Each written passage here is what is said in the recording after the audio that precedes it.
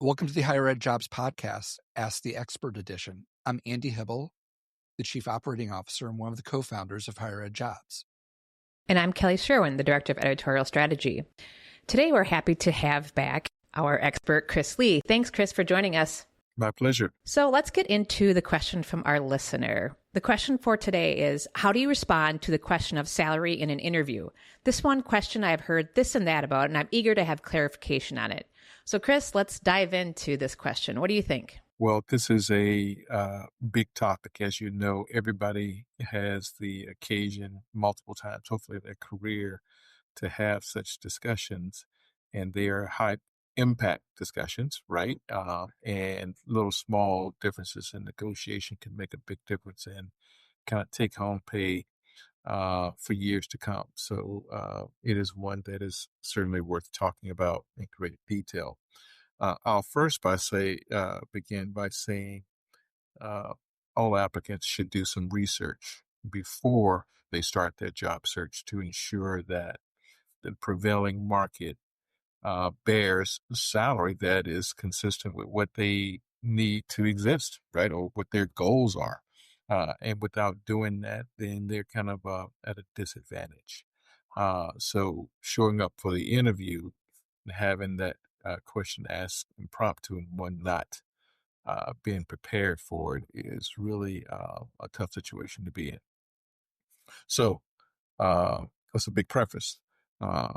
How you get there is to do some homework and try to learn what is the market wage, marry that up with one's salary expectations and along with one's professional experiences.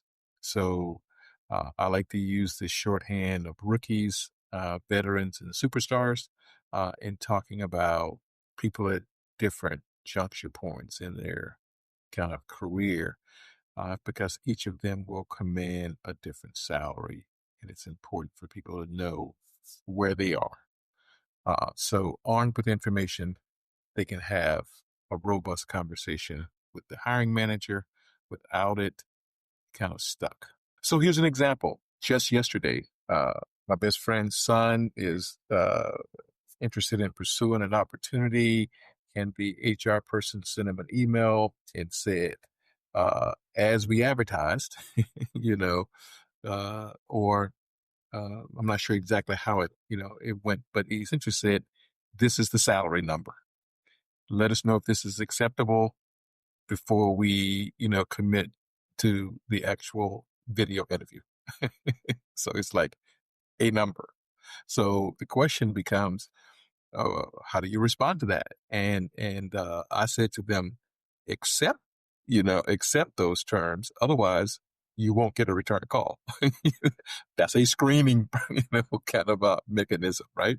And I said, and that person who is asking the question, they're not empowered to make exceptions or to make decisions around it. So asking them questions is a moot point, right? They're kind of doing their job, right? So how should you react to that? The question is that number a good number for you or a bad number for you? You should know that. And the second is that number in the market? And the market is a defined or a range. It may or not be really well defined, but let's assume that we're talking about, again, butchers, bakers, and candlestick makers. There's a range that the market bears for candlestick makers. Let's assume that we're going to say it's 10 to 20, right? And if that number is within 10 to 20, and so, to some degree is fair. If it's above 20, you're probably happy. And if it's below 10, you're probably unhappy. So you can't really respond to that number unless you have some idea of what the market is. Because the market could be from 12 to 18. The market could be from 15 to 25. So you really have to have some idea for what the market bears for your particular profession, or that profession and the particular job that you're looking for. And then you, as a person who's interested in an opportunity, also need to know where you might fall within that. My friend's son, new master's graduate, I'm going to assume if the range is 10 to 20, they're going to be 10 to 12. And asking for 15 might be unreasonable. So the point is, those are two of the bigger factors in how to think about, talking about and planning for salary discussions. So, Chris, I want to ask you a question. I know you referenced earlier, and everything what you said there just made sense, but you said something about, does that number make you happy? So I want to make sure that we're informing our audience that people, you talk about, what the market is, but like, you internally need to know what your number is. So if you've done all of your homework and you have expenses that XYZ, and the candlestick maker needs $24,000 a year to survive, and the range was 10 to 15. Is it okay for someone to go, okay, I'm just going to accept that and hope they come up to 24? Or, do people really have to be like, I don't want to waste their time. I don't want to waste my time. Like, how do you know when you should keep going? That is a good question. And I don't think anyone can answer that for you in making a decision. That's why it's so important for a person to kind of note their, quote, profession and what it bears, and doing some homework to understand it. Hopefully you do that in college. Hopefully you learn some of that as you're a practicing professional. But that is a factor. We'll also say that regions pay different, right? I mean, everybody knows the cost of living in New York City compared to Des Moines, Iowa is different. So, quote, when I say the market, I say, I was really talking about a really, kind of I was talking about an idea, right? And it has practical application because markets do vary. And knowing the market that you're applying in, that also affects today's world when we're talking about remote work, because everyone would love to have a San Francisco Bay, California salary, again, doing remote work from Des Moines, right? Or Birmingham, Alabama, where I am, which I know the cost of living there is dramatically lower than where I live now in Virginia. And you can look at all kinds of online indices to give you, that example, right? And as an example, I don't know, I haven't looked recently, but, Richmond, Virginia, near where I live, and Birmingham have always been near the national average. Like if the national average is 1, those cities tend to be around 1. When New York City, I can't remember, but I think some of the larger cities can be as high as like 2.1, right? And then, DC might be 1.7, Philly might be 1.6, right? But a California or New York City might be over 2, right? They're just twice the cost of living. So you have to kind of know your market for cost of living, and then the cost of labor, which is kind of the labor market we're talking about. So those two variables, come into play. So you have to decide for yourself, right, what's acceptable to you. Thank you for that. Sorry to interrupt you. Chris, that scenario of your I believe it's your friend's son who is applying for that first job after graduate school and has a take it or leave it figure, for lack of a better description. I think that's such an interesting scenario to explore in today's sort of world we live in. Kind of feel like I'm back in law school here and kind of doing a dissection and taking some permutations off of that scenario. Clearly, you said there was a range advertised. It's interesting at Higher Ed Jobs, pretty much day one, we had salary range as a field on our job postings. That's, for those keeping track, that's 1996. That's President Clinton's middle of his midterm. We had it back then, and it's been something we've used that obviously it's changed over the years, that it's a much different use field today than it was back in 1996. And people are really asking about it and talking about it. Salary data is always something that people want to engage with. When asked about it, I'm always one to say, I think it's as much of an art as it is a science. There is no exact place. Back in law school, we're always taught that fair market value is what a willing buyer and willing seller neither under duress to buy or sell are willing to exchange an item for. And that's kind of the same thing here. An employer and a candidate who are looking to do this are going to find a number that they're both comfortable with. The take it or leave it's kind of an interesting scenario. First of all, it's wonderful in some ways because it really gives an opening part to the dialogue where the candidate does not have to disclose what they are doing as far as what they expect. I think your article that talks about like just putting something out there, you may be underselling yourself. I think that that's a really good piece of advice. But I also think, particularly when you see a range in today's day and age, and from what we've seen and heard, assuming that there's one size that fits all on that range, I wouldn't presume that. But I actually think that listening is the most important part of a salary negotiation. The questions you ask, and they're appropriate questions to ask, that if I was given a take it or leave it figure, of course, you need to say, yes, I'll take it or leave it. That's a salary that's okay with me. But if there's clarifying questions about that, and let's just stick a number, more of an amorphous number of X on it, and X is the number that I'm given to take or leave, and I find out that as a candidate, and we'll go down to deciles, that it's in the first decile, and I'm somebody with some experience, I have an issue with that. I think those are the questions that you need to ask about those salary ranges. Hey, what is the highest paid person is in that salary range? Like those are fair questions to ask. And that really kind of tells you what your roadmap is for salary. If the highest paid person's at midpoint and they're offering you midpoint of that in between first and second quartile, guess what? I'm pretty good with that. That's a good place to start if you're a mid-career candidate. Not every decile is equal. Not every quartile is equal. And the only part that I would say the question I hate there, and somebody's like, you have to, part of the homework now, and almost just as important as knowing the salary figures that are out there, for me, is knowing the laws within the state that you're applying in. Make sure you know there are some states and some municipalities where they cannot ask you your current salary.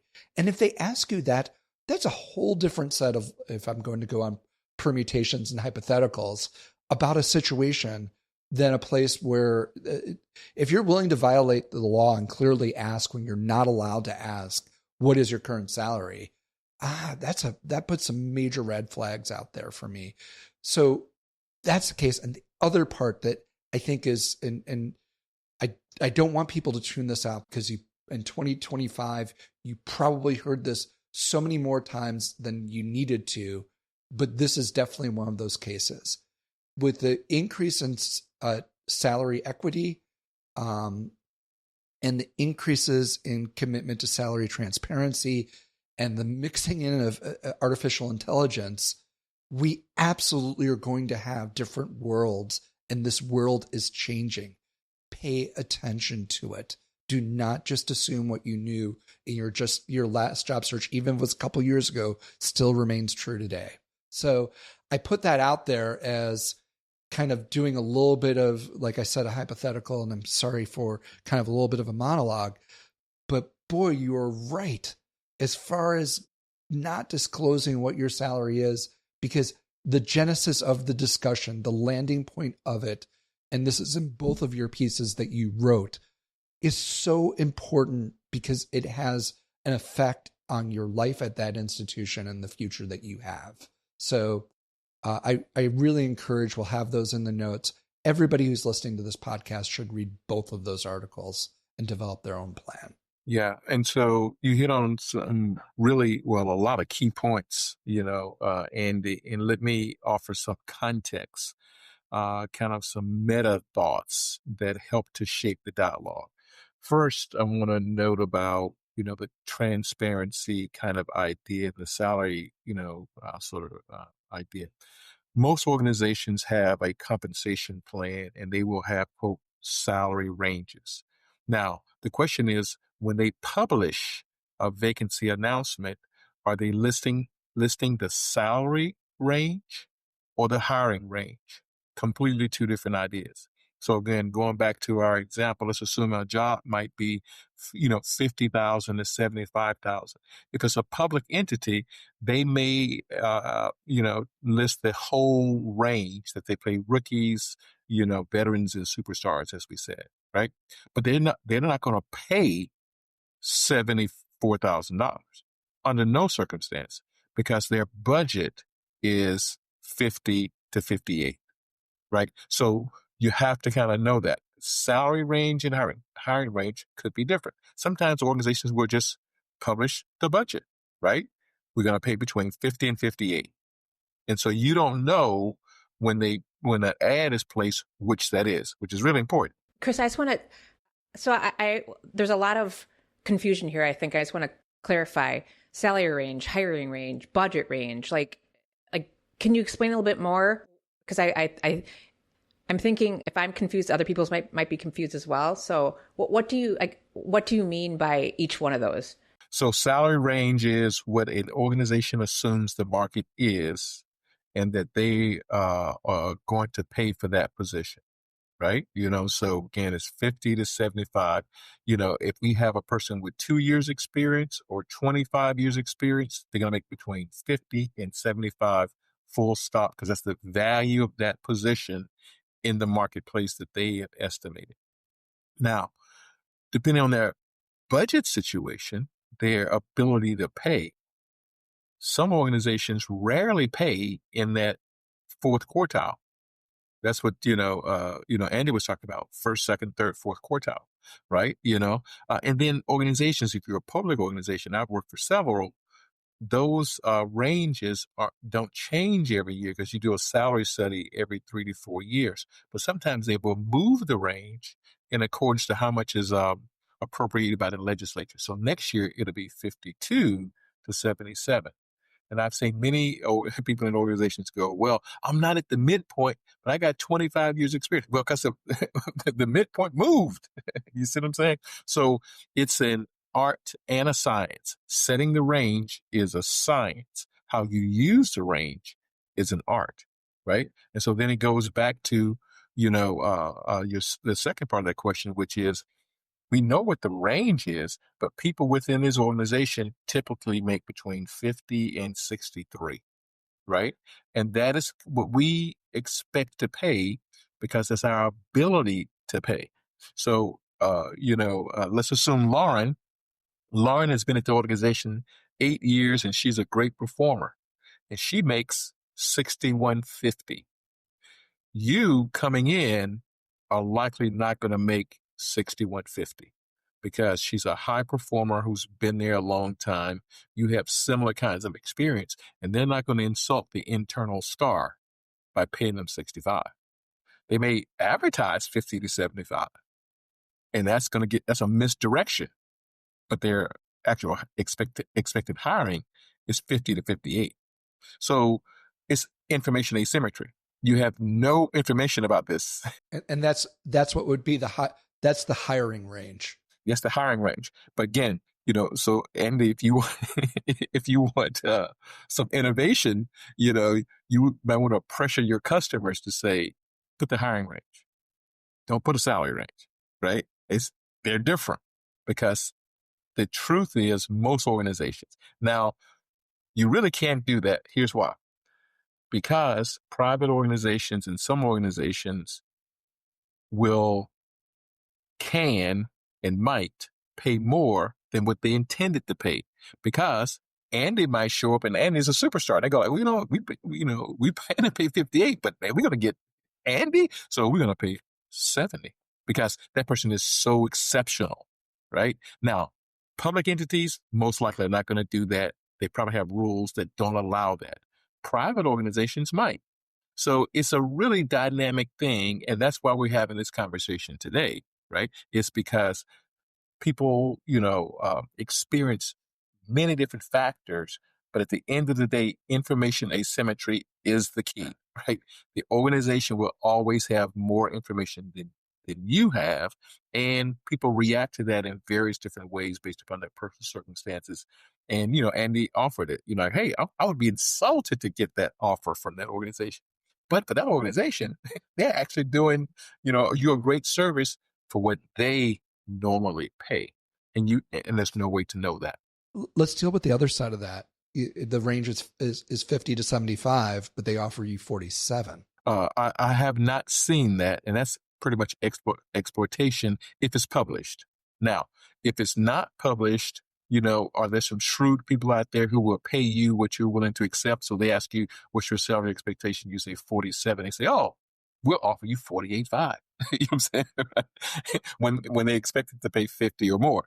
So, that's why it's so important to reduce that information asymmetry by knowing what the market will bear. Even if you think 48 is a great salary, the market may actually be higher. How would you not know? And so then you have to go do some research. I think, one of the links in one of the articles, is about how to estimate what the market is. And we give, readers and listeners a whole bunch of tips and tools to go find information on what the prevailing market wage might be. I think the self-reflection is so important on this, going with your rookie, veteran, and superstar. Looking at that range, whether it be a hiring range or a salary range, and saying, well, let's see how it goes. I want to make above what it's a private institution. I want to make above what the range is. If you're a rookie or a veteran, be realistic about that. That's not going to happen. And while you may be interested in the position, you really need to think long and hard of if that's okay with you. I think so many people have looked at that and not necessarily thought that they are as serious as they are. These are serious numbers. These institutions mean it. They're looking to not only meet what their budget needs are, but also this takes so much time and resources for an institution to hire somebody that they want to be talking to people who are genuinely interested. They don't want to be around people who are just kicking tires. And you should want to feel the same way about your search. You don't want to be spending time that's really not a possibility. You want to be spending time on real possibilities. So that's kind of the other part I put out there, that there needs to be a realistic view of what your candidacy is like. And I think when you network, asking people, hey, there's nothing wrong if you're just doing an informal, what we used to call informal interviews back in the 90s, saying, hey, if you were to hire somebody like me at your institution, what generally is the range? You have no relationship there. If it's a public institution, it's probably public information. That's also, I think, a really good sense of what it is.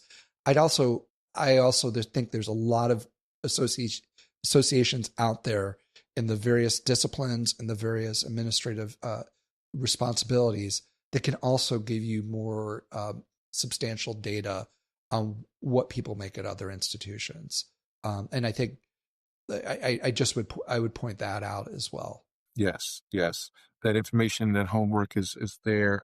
There's some government sites, professional associations, peer institutions, a whole lot of different, sources to try to gather data about what's reasonable. And then, as you said, you have to have an honest assessment for yourself.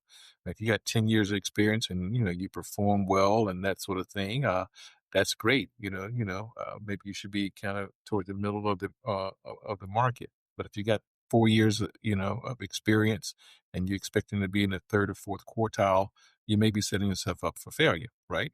So it's a matter of understanding things. Now, we kind of intimated it earlier, but I want to add here another point, which is the organization's pay policies, right? Sometimes you can find out about them. A lot of organizations they have a website, and they'll put out for their managers and therefore the public kind of their pay practices. So, for example, some will say we only make salary offers up to the midpoint. They don't hire anybody past the midpoint, even the superstars.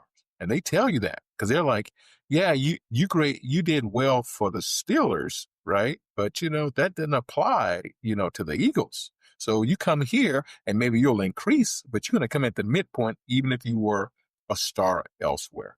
That's a pay practice. And you might want to know that. And you might be saying, but I'm a star and I got 14 years of experience. It's nothing personal. That's how they manage their budget. Some have to have an approval to hire beyond, 15, doing the first quartile or the second quartile, I'm sorry, the midpoint and things like that. So if you have any way of learning what their practices are, that is really great. You don't always know, but you can ask the HR department, right? They're likely to tell you the truth, even if it's not published. But only ask after you've got an invitation to interview, right? They don't have time to talk to every applicant, right? But if you get invited to an interview, it's a great call to your HR representative to say, hey, I'm getting ready for this interview. I'm preparing, and I want to make sure that I can offer my services, the best possible way. And oh, by the way, I would like to know X. You know what I'm saying? Like pay practices, salary range, all those kinds of things. That's fair game. I really like one of the key points in there is I think oftentimes that happens after an offer. I love that you said after an offer for an interview, not an offer for a job. At that point, I think a lot of HR folks feel a little unheard that this would have been much better to work out beforehand than trying to figure it all out now. I think that's playing your cards a little bit too close to your vest at that point. Chris, I wanted to ask you about a statement you made in your piece here, and I am not discounting the importance of salary. Obviously, we all need to negotiate that, and we need to know what we're worth. But you said indicating that you were most interested in the position and the organization, and that the salary is not your primary motivation is a smart answer. So, can you elaborate a little bit more on that? And do you have suggestions on how we can marry the salary and I'm so interested in this position? Yeah, exactly. Well, first of all, what hiring manager wants to hire someone who's more interested in compensation than the work, right? So it's kind of like saying, hey, give me X or I don't want to talk to you. Or, man, I'm really excited about this kind of work and this job at your institution. You kind of put yourself in favor with the manager because then they want to go advocate for you because they may have a budget for this. HR may have a policy around this. And when they go to ask for an exception, what are they going to say? Kelly wants more money. That's not a great answer.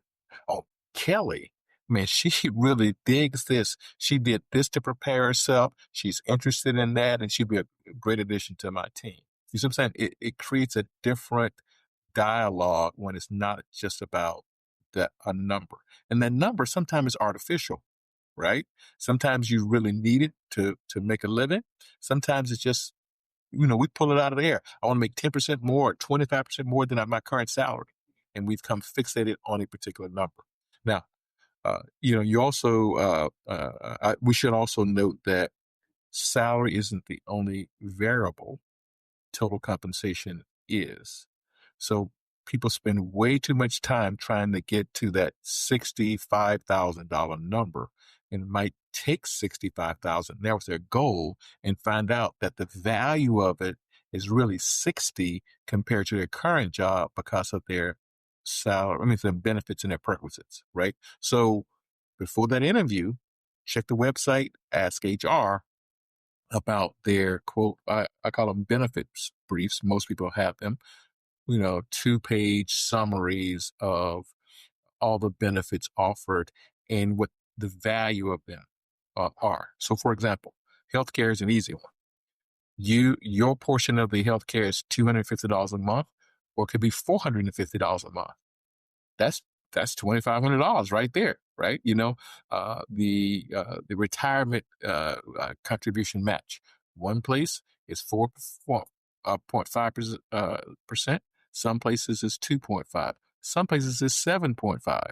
Some places is 11. Like one institution I interacted with recently. That's a whole lot of difference. What kind of life insurance or short-term disability? The value of those benefits could easily trump a 10 or 15% increase in salary. So you get a new job, but your take-home pay is essentially the same because the benefit structure and perquisites are completely different, right? So you can't just focus on that. Then that opens up some negotiation on the other end as well. So you want the 65, they're offering 62. So you may ask for things like a recruitment incentive. You may get a signing bonus. $10,000 salary bonus, basically keeps you whole for 3.5 years, right? If that's the difference, right? Some places can give you more leave time, when you start.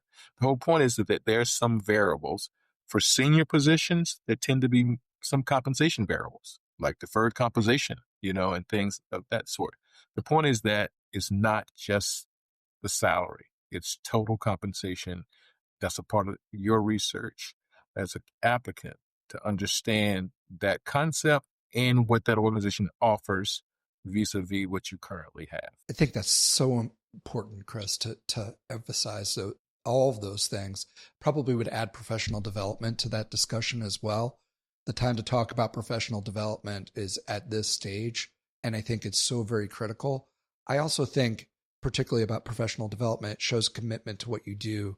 That's not just that this is just about the job. It's about the career and the work that we do, and I want to get better at it. I also think if you're asking these questions and you're thorough and professional, I actually think it reflects very, very well on your candidacy.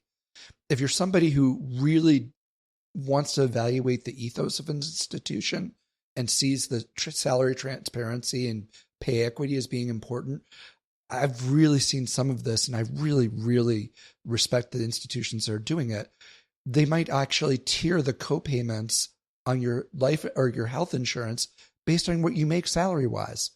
Somebody who makes more salary-wise pays a larger amount of the piece of pie than somebody who makes less. So much of it has been traditionally just one size fits all. Where's the equity there too? And the cost of health insurance should really not be underestimated. Institutions are paying a lot more than even 5 years ago, and God help me, 10 years ago. So those things are extremely, extremely important. And I'm just going to leave with one last thought and just want your take on it. This has been a wonderful conversation, and I hope if you've listened to it, you've really gotten the richness of this.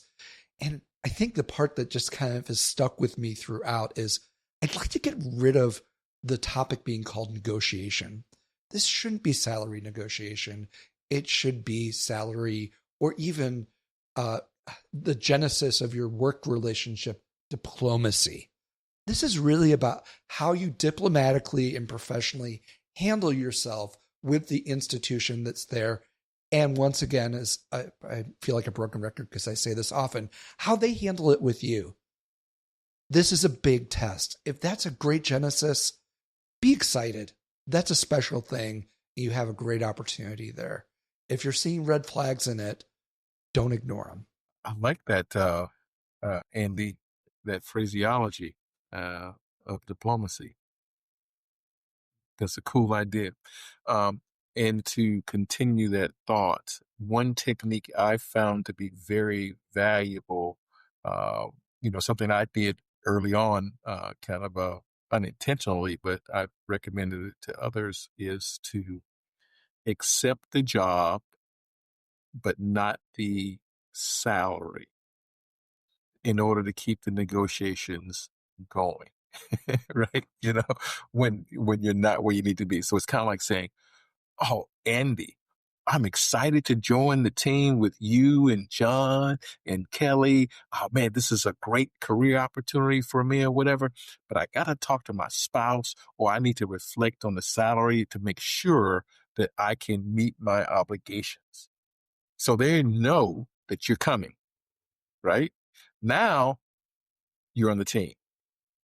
That's a completely different conversation, right? Now, don't do that if you're not going to accept the offer as it is offered, because then it's totally disingenuous, right? But the point is that you want more, but now's not the time to really have that conversation. Now, then Andy can go back to his desk and say to his colleagues, hey, we got this great guy joining the team. We got to work out some details. And meanwhile, Chris is going to come back with a counter offer. You know what I'm saying? But counter offering with somebody who has committed to joining feels totally different than somebody who is saying, gimme, gimme, gimme, right? It's a different dynamic, and I found that to be very, very useful. It's almost as if you're on the same side of the table than being adversarial and looking for a particular number. Well, thank you, Chris. I think that's a great place to end and wrap up the conversation. As Andy said, I really enjoyed this conversation as well, and I hope our listeners enjoyed it as well and learned something from our conversation today. Chris, I too appreciated our time together today, and really hope that folks listening got a lot from this conversation. I really hope folks were able to take a lot from this episode.